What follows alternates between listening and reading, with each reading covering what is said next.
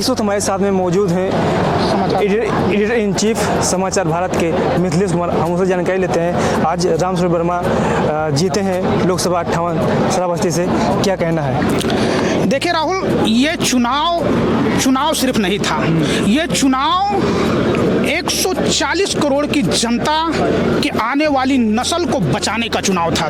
जिस तरीके से भारतीय जनता पार्टी और आरएसएस के लोगों का बयान था कि 400 प्लस के बाद भारत का संविधान बदलेंगे, तो संविधान बदलने का जो बयान था वही बीजेपी के गले की फांस बन गई। और इसीलिए एससी एसटी ओबीसी अपने हक और अधिकार को बचाने के लिए इस भारतीय जनता पार्टी को हटा करके और संविधान बचाने का काम किया। तो सबसे पहली बात, 2024 का जो चुनाव था, ये चुनाव नहीं था, ये एससी एसटी ओबीसी आने अपने नस्ल को बचाने का चुनाव था। इसीलिए आज बीजेपी की लमसम 62 सीट जीतने वाली उत्तर प्रदेश में आज 30 सीट पे सिमटती हुई दिखाई दे रही है। आप सोच लीजिए, जो भारतीय जनता पार्टी अयोध्या में राम मंदिर बनवा करके वोट लेने का काम किया था, लेकिन आज उसी अयोध्या में लल्लू सिंह ने बयान दिया था कि 400 प्लस के बाद संविधान बदल देंगे।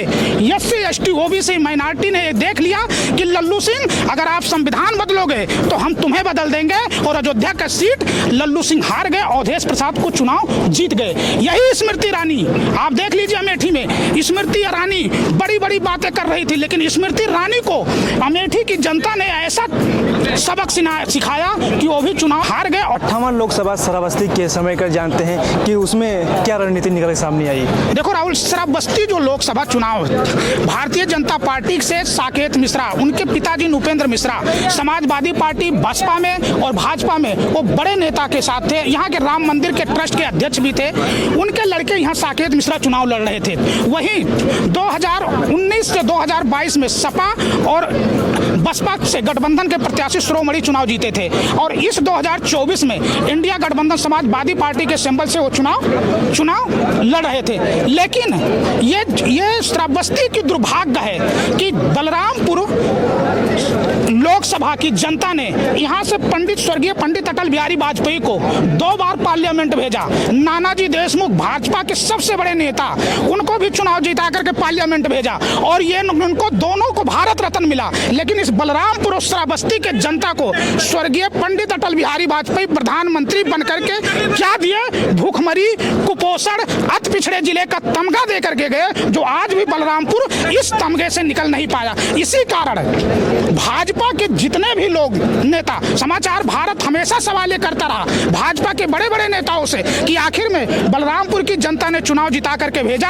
आखिर में यहाँ क्यों अति पिछड़ा जिला है, क्यों भूखमरी है, क्यों कुपोषण है? लेकिन वो समाचार भारत के सवाल से भागते रहे, सवाल का जवाब नहीं दे पाए, और बाद में यह कहे कि समाचार भारत एक हमारे खिलाफ खबर चला रही। लेकिन सच बोलता था समाचार भारत, और समाचार भारत ने सर्वे भी किया था कि भाजपा के प्रत्याशी साकेत मिश्रा को चुनाव यहाँ से हारना तय है, क्योंकि यहाँ पे एससी एसटी ओबीसी माइनॉरिटी 2024 का जो चुनाव था, मैं पहले भी कहा था कि भाजपा आरएसएस के लोग जो कह रहे थे कि 400 प्लस के बाद संविधान बदल देंगे, तो एससी एसटी ओबीसी माइनॉरिटी ने कहा तुम संविधान बदलने लायक नहीं रहोगे, हम तुम्हें 24 में बदल देंगे, जिसके कारण आज साकेत मिश्रा यहाँ से लगभग चुनाव हार गए हैं और चौधरी राम शिरोमणि वर्मा चुनाव जीत गए हैं।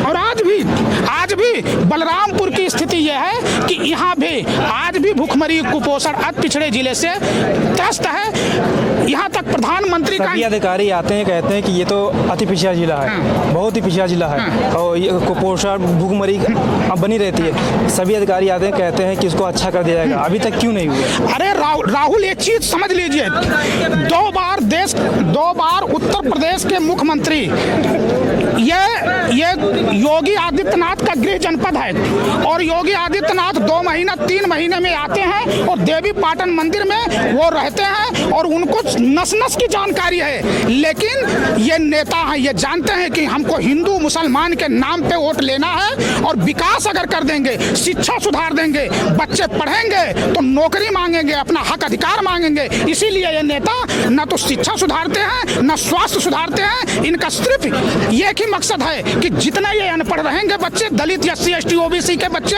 अनपढ़ रहेंगे, इनको हिंदू और मुसलमान में लड़ा करके हम वोट लेने का काम करेंगे। लेकिन ये मुख्यमंत्री योगी आदित्यनाथ का गृह जनपद है और इस गृह जनपद का दुर्भाग्य है बलरामपुर, तुलसीपुर, गैसड़ी, ललिया, ये इसका दुर्भाग्य है कि ऐसे मुख्यमंत्री जो गृह जनपद है उनके मुख्यमंत्री होने के बाद भी आज यहाँ के लोग भूखमरी, कुपोषण, अति पिछड़े से जूझ रहे हैं। नेपाल से सटा हुआ कई ऐसा इलाका है, वहाँ तक अभी ना बिजली मिल पाई है, ना पानी मिल पाई है, लोग वहाँ रहने से मजबूर है। वहाँ के लोग मतदान बहिष्कार भी किए थे, इसका क्या मतलब है? आजादी के 74-75 साल हो गया राहुल, लेकिन 75 साल में मैंने कह दिया ये भारत नेपाल के सीमा सौभाग्य मनाए, बलरामपुर की जनता सौभाग्य मनाए, बलरामपुर की जनता धन्यवाद करे कि बसपा सरकार में, कि यहाँ की जनता जब गोंडा जिला था तो यहाँ भूजा और भेली बांध करके गोंडा जाती थी मुकदमा लड़ने, लेकिन बहन कुमारी मायावती ने, बसपा में सरकार ने इस गोंडा से अलग करके ये बलरामपुर जिला बनाया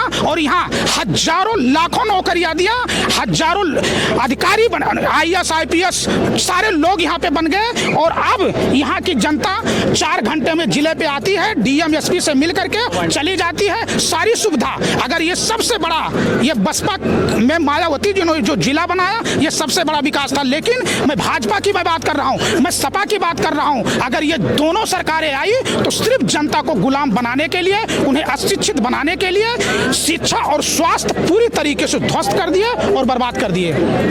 अखिलेश यादव जो अपना घोषणा पत्र दिए हैं, क्या उस पर खड़े उतरेंगे अखिलेश यादव या राहुल गांधी? देखिए राहुल, अब ये 2024 का चुनाव हो जाए, अभी 6-7 बजे तक पूरी परिणाम आ जाएगी, किसकी सरकार बनेगी, किसकी सरकार नहीं बनेगी। इनके घोषणा पत्र में जो लिखा है क्या उस पर खड़े उतरते हैं, ये तो आने वाला वक्त बताएगा। और समाचार भारत फिर इनसे पूछेगा कि आपके घोषणा पत्र में जो था उसको आपने लागू किया कि नहीं लागू किया।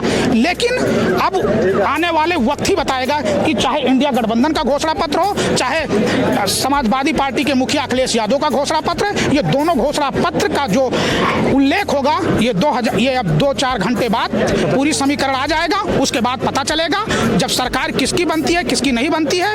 अगर सरकार इंडिया गठबंधन की सरकार बनती है तब इनके घोषणा पत्र में जो इन्होंने किया है उसका क्या लाभ जनता को मिलेगा, ये तो थोड़ा इंतजार करने की बात है। समाचार भारत पे ऐसे ही बने रहिएगा। राहुल रतन, बलरामपुर।